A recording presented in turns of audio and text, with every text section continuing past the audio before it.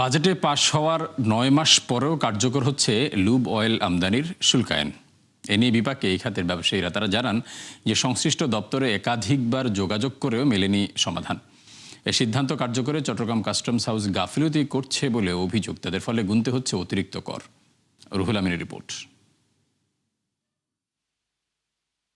দেশীয় কিছু ব্যবসায়ী চক্রান্তের কারণে আমরা ইম্পোর্টাররা আজকে বিলুপ্তির পথে। একটা নিয়ম যদি গভর্নমেন্ট করে দেয়, সেটা যেমনি আমি যতটুকু এফেক্টেড হব, আমার লোকাল ম্যানুফ্যাকচার ততটুকু এফেক্টেড হবে। তাহলে কি ইকুয়াল ব্যালেন্স হবে।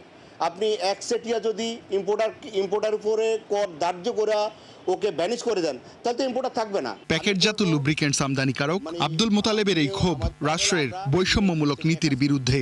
জানান, টাকার অবমূল্যায়ন, উচ্চ শুল্ক হার ও সবশেষ ইরান যুদ্ধের কারণে লাটে উঠেছে ভালো মানের বিদেশি ইঞ্জিন অয়েল বা লুব্রিকেন্টস আমদানি। লুব্রিকেন্টস বিক্রির ডিলার এসকে কর্পোরেশনের প্রোপাইটারদেরও একই ক্ষোভ। জানান, কর বৃদ্ধির কারণে চাহিদা কমেছে ভালো মানের প্যাকেটজাত পণ্যের, আর নিম্নমান ও নকল পণ্যে ক্ষতিগ্রস্ত হচ্ছেন গাড়ি মালিক ও শিল্প উদ্যোক্তারা। কাস্টমারটা যখন আমার দোকানে আসতেছে তখন চিন্তা করতেছে আমার বাজেটে হচ্ছে না, তখন সে কি করতেছে, সে লোয়ার প্রোডাক্টে যেতে চাচ্ছে। তো দেখা যায় সে দেশীয় কোনো প্রোডাক্টে যেতে যাচ্ছে।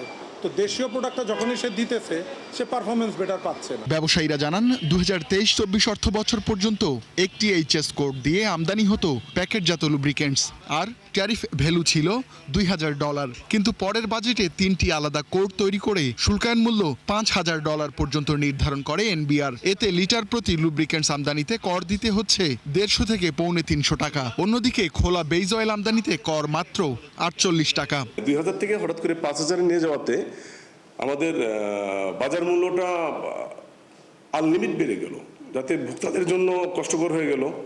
আর এই সুযোগে বাজারে ভেজাল পণ্য সয়লাভ হয়ে গেল, তাতে ক্ষতিগ্রস্ত হচ্ছে দুই শ্রেণী, ভোক্তা আর আমরা যারা ব্যবসায়ীরা। জেনুইন প্রোডাক্টের চাহিদা অনেক কমে গেছে, কাস্টমার তার অ্যাফোর্ডেবিলিটি হারিয়ে ফেলেছে। আগে যদি 1 মাস বা 1.5 মাস পরে একটা প্রোডাক্ট মোটরসাইকেল ইউজার ড্রেন করতো, সেটা তারা 3 মাস পরে ড্রেন করছে। ইন্ডাস্ট্রিগুলোর অবস্থা অনেক বেশি ভালো সে অর্থে না। ফলে আমরা সব দিকেই এখন ব্যবসায়িক বৈষম্যের শিকার। আমদানিকারকদের দাবির প্রেক্ষিতে চলতি বাজেটে ট্যারিফ ভ্যালু তুলে দেয় এনবিআর, কিন্তু 9 মাস পরও তা বাস্তবায়ন করেনি চট্টগ্রাম কাস্টমস হাউস। এখনও শুল্ক আদায় হচ্ছে ট্যারিফ মূল্যেই। এ নিয়ে দফায় দফায় বৈঠক করেও ফল পাননি আমদানিকারকরা। চিটাগাং কাস্টম হাউস থেকে শুরু করে বেনাপুল, বাংলাদেশের কোনো কাস্টম হাউস তা মানছে না, মেনে তারা পূর্বের এই উচ্চ হারে যে রাজস্ব সেটাকে তারা ফলো করে ট্যাক্স আদায় করছে। আমার চিটাগাং কাস্টম হাউসে অগণিতবার মিটিং করেছি, সভা করেছি, তারা আমাদেরকে বিভিন্নভাবে এইটার বিষয়টা তাদের বোঝাতে সক্ষম হয়েছি, কিন্তু আমরা সেই রেজাল্ট নিয়ে ঘরে আসতে পারি, তারা আমাদের কথায় কোনো মূল্যায়ন করেনি। দেন পরবর্তীতে আমরা এনবিআর গেছি, এনবিআর থেকেও আমরা কোনো সহযোগিতা পাইনি।